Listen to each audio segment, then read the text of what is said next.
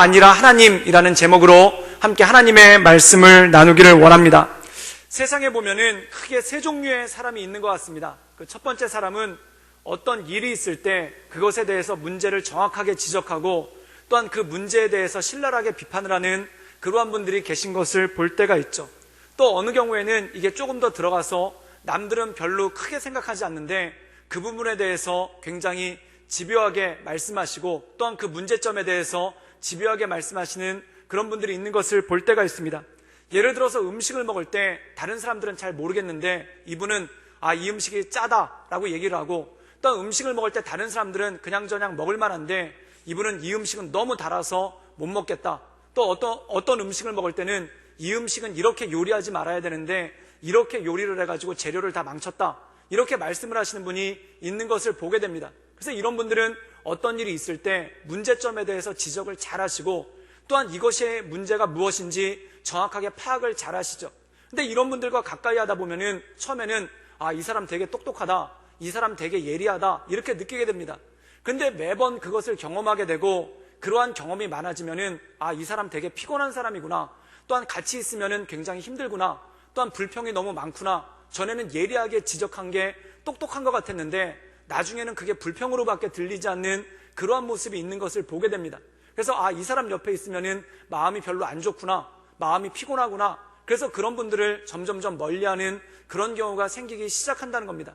또 한 종류의 분들은 모든 게 다 괜찮으신 분들이 있습니다. 그래서 그냥 좋은 게 좋은 거라고 따지지 않고 넘어가는 것을 굉장히 중요한 것으로 생각하시는 분들이 있죠. 그래서 음식을 먹을 때 이거는 누가 먹어도 짠데 뭐라고 얘기를 하시냐면은 그냥 맛있다고 생각하면 다 맛있는 거야. 그리고 또 이건 누가 먹어도 분명히 단데 맛있다고 생각하면 다 맛있는 거야. 그리고 이건 누가 먹어도 분명히 싱거운데 맛있다고 생각하면 다 맛있는 거야. 이렇게 넘어가는 분들이 있습니다.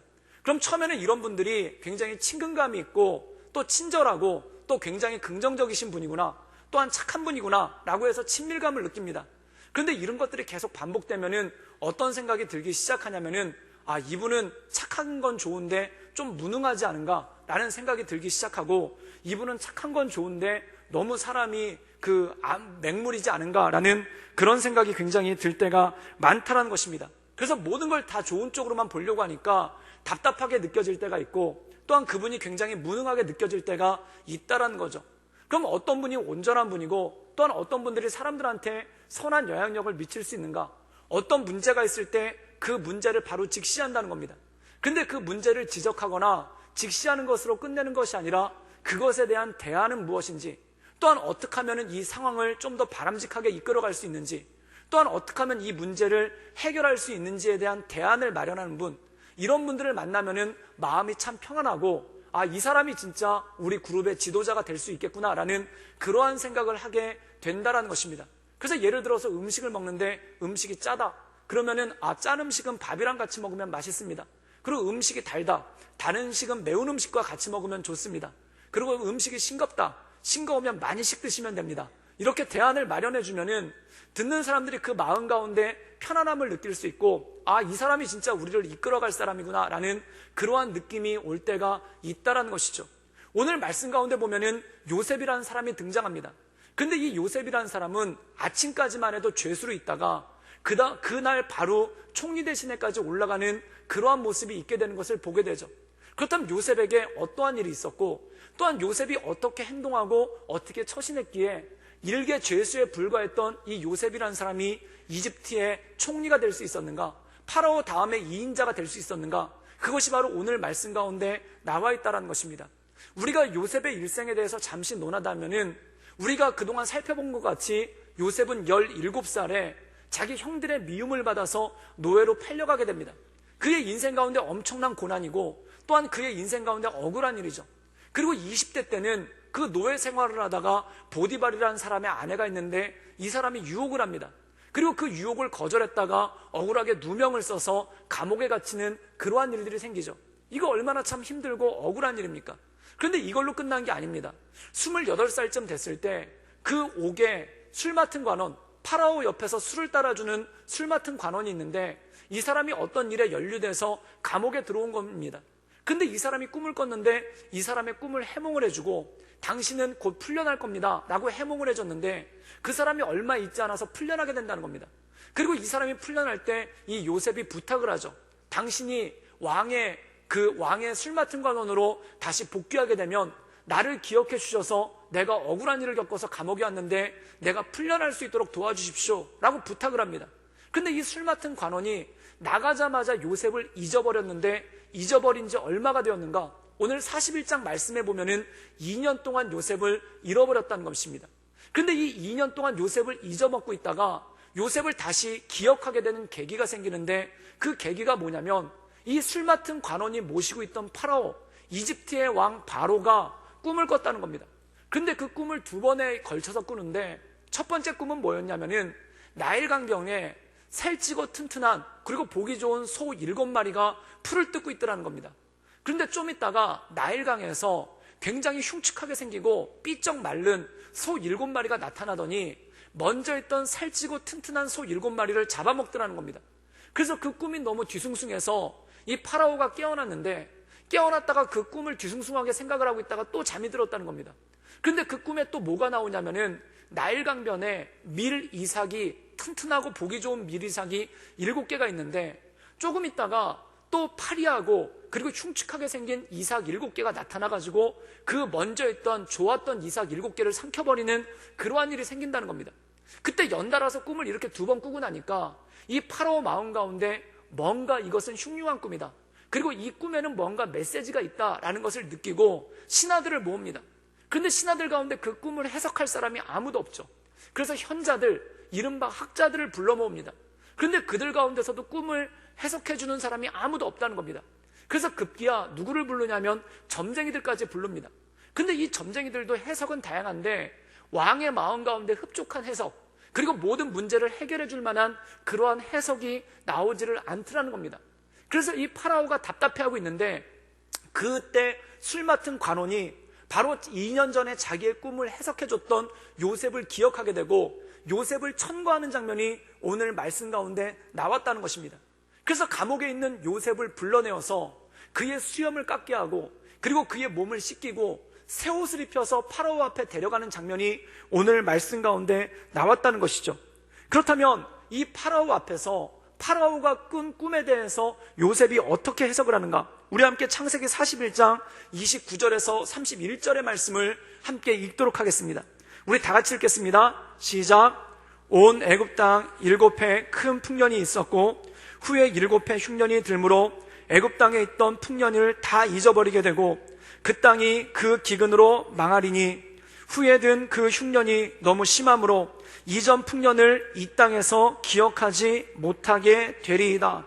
오늘 말씀 가운데 보면은 요셉이 이런 해석을 합니다. 그게 뭐냐면 튼튼하고 살찐 소 7마리 그리고 튼튼하고 보기 좋았던 이삭, 밀이삭 7개는 7년간의 풍년을 의미한다는 겁니다. 앞으로 이집트 땅에 7년 동안 큰 풍년이 있게 될 거라는 겁니다.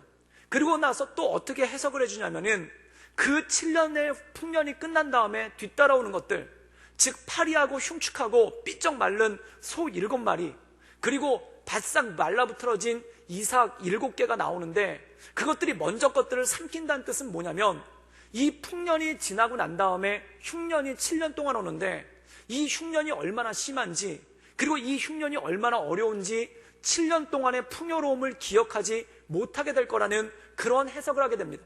사랑하는 여러분, 이 꿈의 포인트는 어디 있습니까? 7년 동안 잘 먹고 잘 산다는 데 포인트가 있는 게 아니라 그 뒤에 그것이 끝나고 7년 동안 흉년이 온다는 데 포인트가 있습니다. 그래서 요셉이 뭐라고 얘기를 하냐면 30절에 이렇게 말씀하고 있죠. 이 땅이 그 기근으로 망하게 될 것입니다. 나라가 망한다는 겁니다. 그리고 31절에 보면 뭐라고 얘기하고 있냐면 그 흉년이 너무 커서 이전의 풍요로움을 전혀 기억하지 못할 것이라고 말씀하는 장면이 말씀 가운데 나온다는 겁니다. 사랑하는 여러분, 그런데 어떤 사람들은 여기서 딱 멈춰버리는 사람이 있습니다. 지금 이 꿈을 해몽해 보니까, 이 꿈을 해석해 보니까 이집트라는 나라에 문제가 생긴 거 아닙니까? 근데 그 문제가 얼마나 큰지 나라가 망할 위기에 빠질 그런 위기가 온다는 겁니다. 그런데 어떤 사람들은 여기서 딱 멈춰버리는 사람이 있습니다. 이게 문제입니다. 이게 어려운 점입니다. 이것 때문에 힘듭니다. 이게 고난입니다. 이것 때문에 되는 일이 없습니다. 딱 여기서 멈춰버리는 그러한 사람이 있다는 겁니다. 우리가 성경에 보면은 요한복음 6장에 보면은 오병이어의 기적이 나오죠. 예수님께서 떡 5개와 물고기 2마리를 가지고 5,000명을 먹이신 역사가 있는데, 그때 예수님께서 그 기적을 일으키시기 전에 제자들에게 이렇게 말씀하십니다. 수많은 사람들이 모여 있으니까 이들에게 먹을 걸 줬으면 좋겠다. 그때 빌립이라는 제자가 벌떡 일어나서 이렇게 얘기를 하죠. 이 사람들을 먹으려면은 200데나리온의 돈이 필요합니다. 요즘으로 치면은 거의 4천에서 5천만 원 정도 되는 엄청나게 큰 돈입니다. 그리고 이 사람들을 먹으려면은 그 정도의 돈이 필요한데, 이 돈이 우리에게 없을 뿐더러 설령 이 돈이 있다 한들 어디서 음식을 사와서 이 사람들을 먹이겠습니까? 라고 얘기를 한다는 겁니다. 여러분 잘 살펴보십시오. 빌립의 말 가운데 틀린 게 뭐가 있습니까? 빌립의 말 가운데 잘못된 게 어디 있습니까? 빌립이 문제를 정확하게 지적한 거예요. 그리고 빌립이 그것에 대한 어려움을 정확하게 지적한 거예요. 우리에게 돈도 없을 뿐더러 설령 돈이 있다 한들 이것을 어디서 떡을 사와서 사람들을 먹이겠습니까? 정확하게 지적하고 정확하게 문제 제기를 하지 않습니까? 그런데 문제는 무엇입니까? 빌립도 여기서 끝났다는 겁니다. 그 이상이 나오질 않는다는 거예요. 그럼 어떤 일이 생깁니까? 사람들이 낙심하게 되죠. 이건 안 되는 거구나. 예수님이 말씀하셨지만 이건 안 되는 거구나. 그리고 낙심하고 끝나게 되는 거죠. 또 성경에 보면 이런 말씀이 나옵니다. 이스라엘 백성들이 이집트를 탈출한 다음에 그 다음에 가나안 땅으로 들어가고자 합니다. 가나안 땅에 들어가기 전에 이 12명의 정탐꾼을 보내서 40일 동안 정탐을 하게 하죠. 그런데 이들이 정탐을 하고 10명이 돌아왔습니다. 그 10명이 뭐라고 얘기합니까? 우리는 약하지만 저들은 너무 강합니다. 어떻게 약한 우리가 강한 저들을 정복할 수 있겠습니까? 사실입니다. 그 말 가운데 틀린 게 뭐가 있겠습니까? 우리는 약하고 그들은 강하니 그들이 사람이라면 우리는 메뚜기입니다. 메뚜기가 어떻게 사람을 당해낼 수 있겠습니까? 이거는 전적인 사실입니다. 맞는 말 아닙니까? 사실 빌립의 말에 틀린 게 무엇이 있고 이 12 정탐꾼의 말 가운데 틀린 게 무엇이 있습니까? 그런데 이들의 문제는 뭐냐면 거기서 멈춰버렸다는 겁니다. 거기서 한 발짝도 나가지 않고 뭐가 문제인지, 무엇 때문에 어려움이 왔는지, 그리고 무엇이 우리를 힘들게 하는지 그것에 대해서 기가 막히게 분석했습니다. 문제 제기도 했습니다. 그런데 거기서 끝났다라는 겁니다. 그런데 요셉은 문제 제기를 한 것에 대해서 이것이 문제다라는 것에 대해서 끝나지 않았다는 겁니다. 그것에 대해서 해답을 제시하죠. 그리고 돌파할 수 있는 방법에 대해서 제시하죠. 우리 함께 창세기 41장 33절에서 36절까지의 말씀을 읽도록 하겠습니다. 우리 다 같이 읽겠습니다. 시작. 이제 바로께서는 명철하고 지혜 있는 사람을 택하여 애굽 땅을 다스리게 하시고 바로께서는 또 이같이 행하사 나라 안에 감독관들을 두어 그 7해 풍년을 애굽 땅의 5분의 1을 거두되 그들로 잠시 올 풍년의 모든 곡물을 거두고 그 곡물을 바로의 손에 돌려 양식을 위하여 이 성읍을 쌓아두게 하소서. 이와 같이 그 곡물들이 이 땅에 저장하여 애굽 땅에 임할 7해의 흉년을 대비하여 땅이 이 흉년으로 말미암아 망하지 아니하리라. 오늘 말씀 가운데 보면은 7년 동안 흉년이 올 겁니다.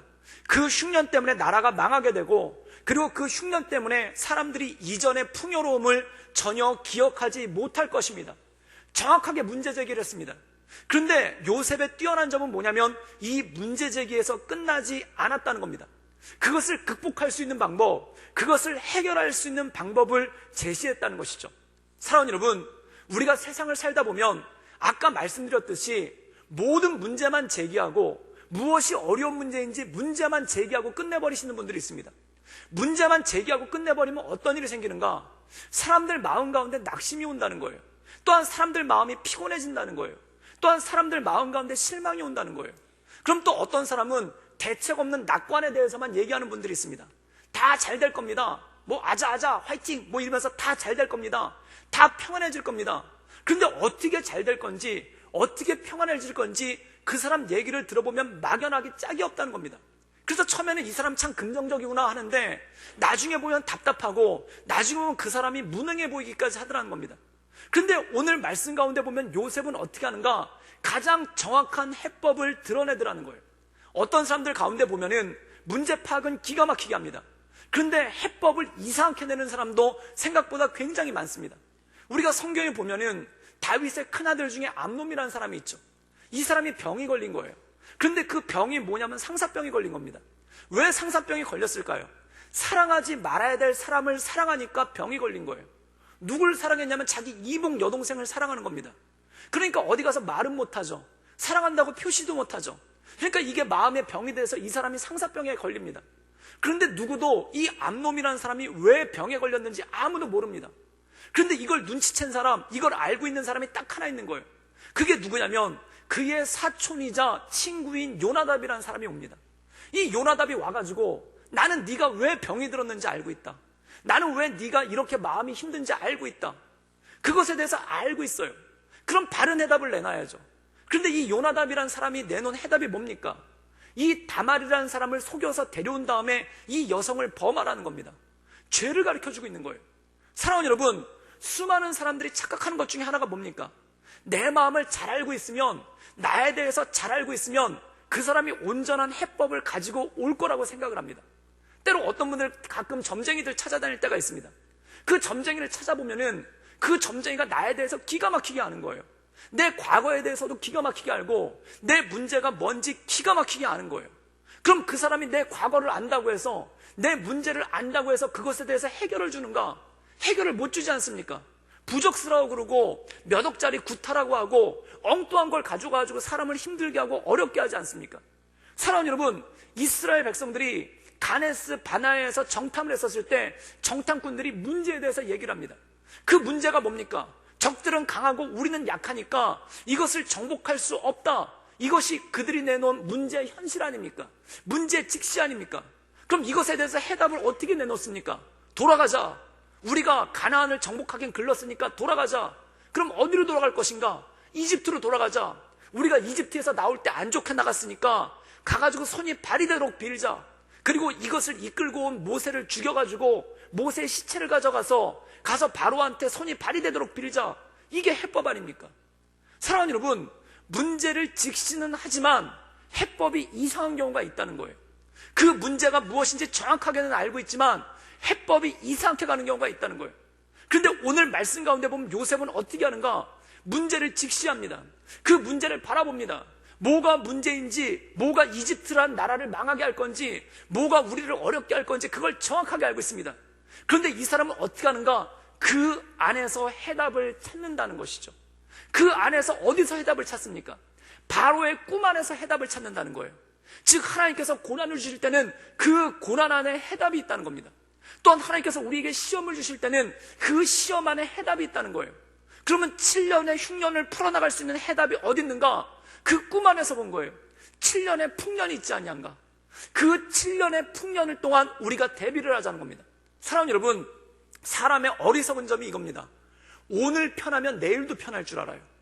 오늘 괜찮으면 내일도 괜찮을 줄 알아요. 그리고 오늘 평안하면 아무런 준비도 안 하고, 오늘 평안하면 아무런 대비도 않고 그냥 세월만 낭비하며 나간다는 겁니다. 사람들 마음 가운데 위기감이 와보십시오. 그럼 세월 낭비하는 사람 없습니다. 언제 사람이 술 취하고 방탕하고 세월을 낭비하는가? 인생에 아무런 위기도 없을 때, 인생에 아무런 문제도 없을 때 그때 세월을 방탕하고 자기 하고 싶은 대로 산다는 겁니다. 그렇게 7년의 풍년을 아무 의미 없이 세월을 낭비하고 보내다가 갑자기 흉년이 찾아와 보십시오. 그럼 이 사람 여지없이 무너지는 겁니다. 여지없이 쓰러지는 것입니다. 그런데 오늘 이 요셉은 무엇을 제시하는가? 이 꿈 안에 해답이 있다는 거예요. 7년의 흉년을 풀어갈 수 있는 해답이 어디 있는가? 이 꿈 안에 있는데 풍년에 있다는 겁니다. 풍년 동안 우리가 준비를 하면은, 풍년 동안 우리가 대비를 하면은 하나님께서 어떤 것에 시험을 주실 때, 하나님께서 어떤 것에 어려움을 주실 때 피할 길을 주시지 않는다는 것을 이 사람 마음 가운데 안 거예요. 사랑하는 여러분, 고린도 후서에 실제로 나오지 않습니까?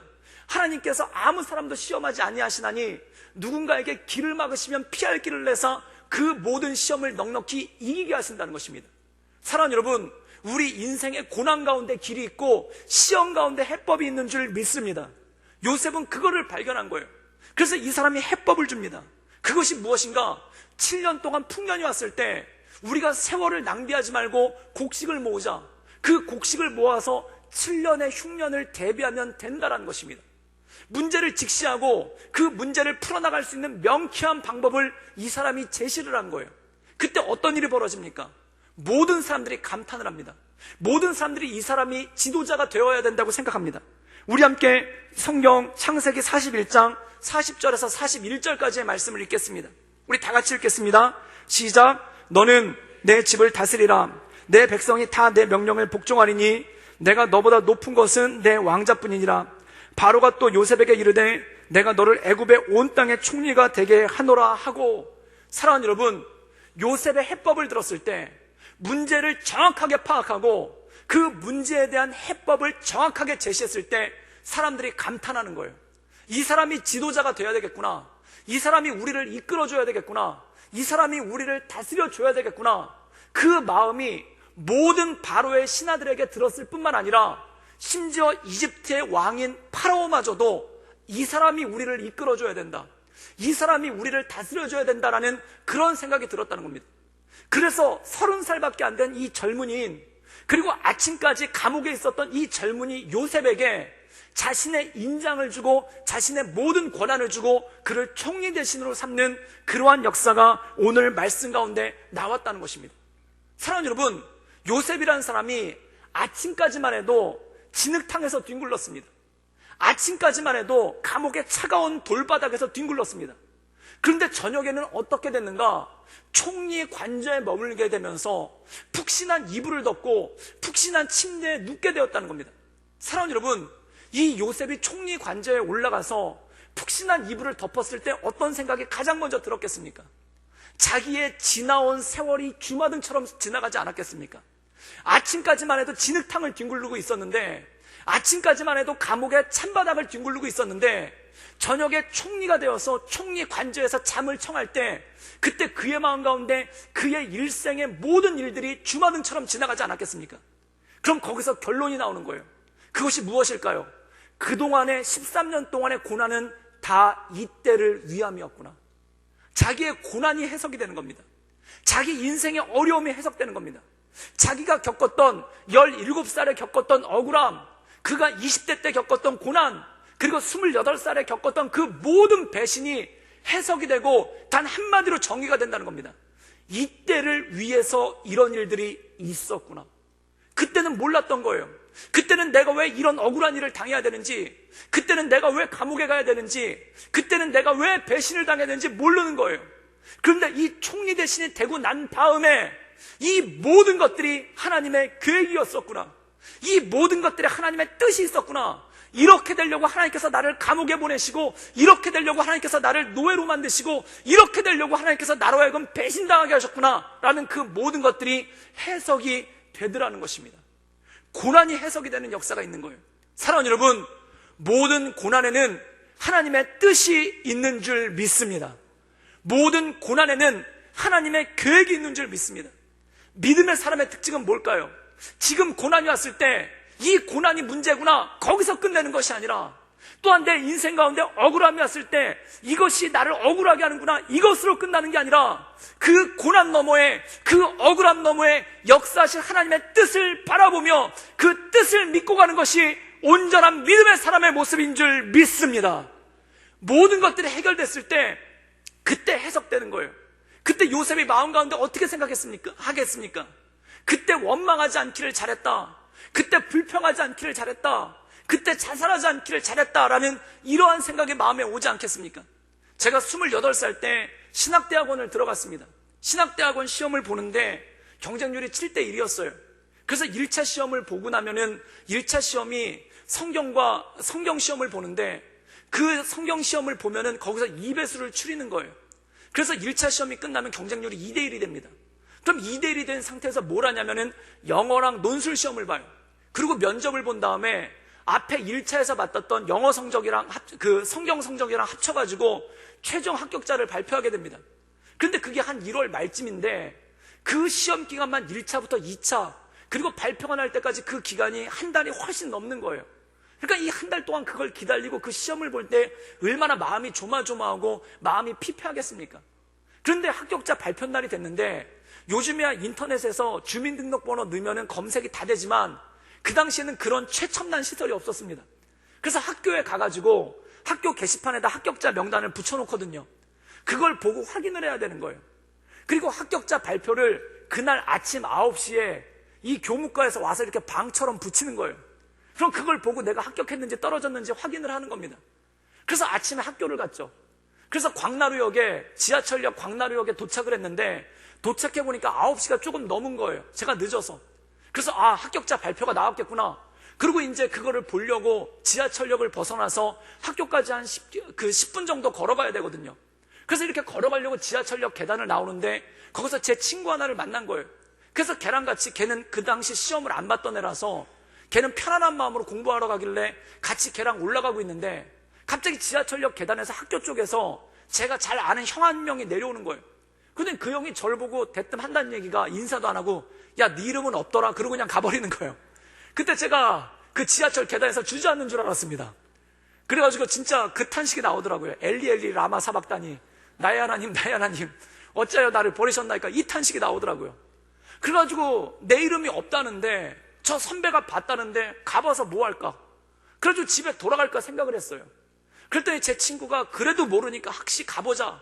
그래도 저를 부축을 해가지고 끌고 올라간 겁니다. 그런데 그 10분 동안 그 학교까지 언덕길을 올라가는데 거기가 골고다길이더라고요.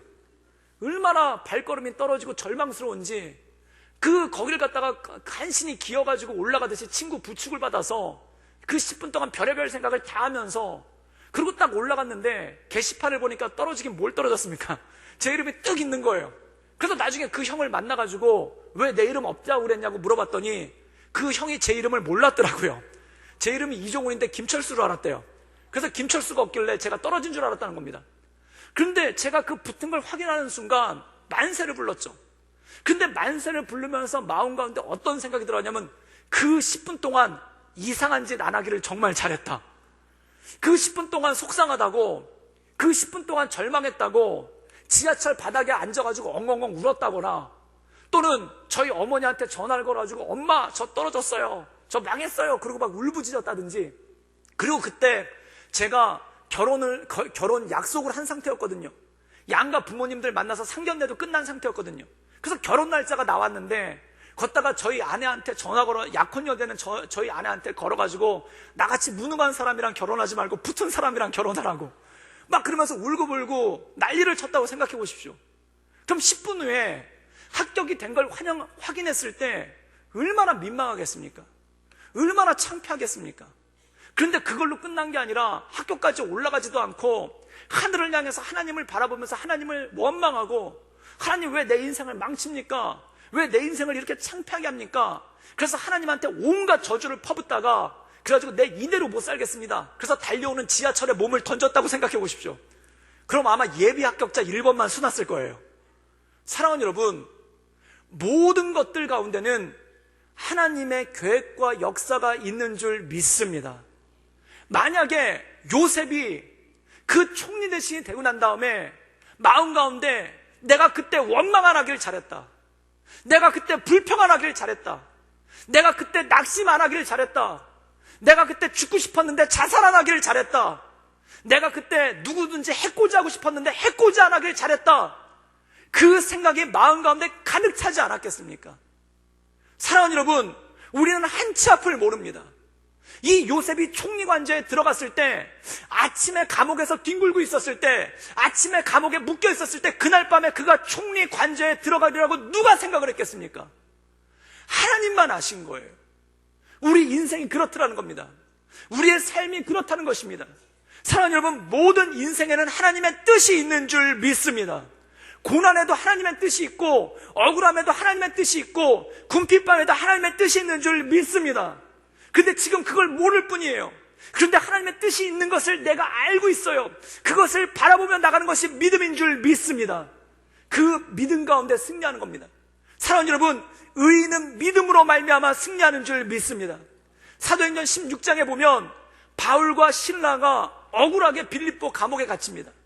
억울하게 빌립보 감옥에 갇혔는데 그들이 뭘 했는가? 하나님을 찬양한 거예요. 밤새도록 하나님을 찬양한 거예요. 왜 찬양했겠습니까? 저는 거기에 두 가지 이유가 있다고 생각합니다. 첫 번째 뭐냐면, 그 고난에 하나님의 뜻이 있음을 아는 거예요. 지금 우리가 감옥에 들어왔는데, 억울하게 감옥에 들어왔는데, 우리가 억울하게 감옥에 들어온 것에는 하나님의 뜻이 있다는 거예요. 그럼 그 뜻이 뭘까? 그 뜻이 뭔지는 모르지만 반드시 하나님의 뜻이 있다. 그렇다면 우리가 여기서 원망할 것이 아니라, 우리가 여기서 불평할 것이 아니라, 우리가 여기서 탓할 것이 아니라 하나님을 찬양하자. 이것이 그들의 결론이었다는 겁니다. 그리고 실제로 옥문이 열리고 그 감옥에 있는 사람들에게 복음을 전하는 하나님의 뜻이 이루어지죠. 사랑하는 여러분, 또 하나는 무엇이겠습니까? 만약에 이것이 우리들의 마지막 밤이라면, 만약에 내일 아침에 왔었을 때 우리가 처형당한다면, 만약에 내일 아침에 왔을 때 우리가 죽게 된다면, 그들의 일생 가운데 마지막 밤이 바로 빌립보 감옥의 그 밤 아니겠습니까? 그럼 나는 내 인생의 마지막 밤을 무엇으로 장식하겠는가? 나는 내 인생의 마지막 밤을 무엇으로 종결하겠는가? 만약에 이 억울하게 감옥에서 죽는 것이 내 인생의 마지막이면 나는 원망하다 죽지 않겠다.